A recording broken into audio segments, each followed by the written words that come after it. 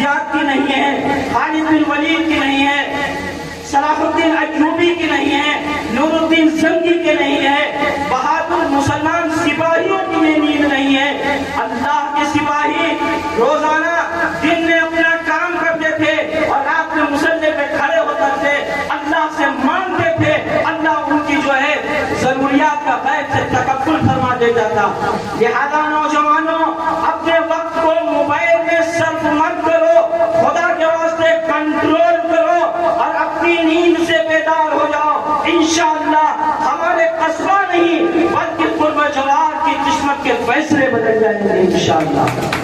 یہ کرنے کی چیز ہے۔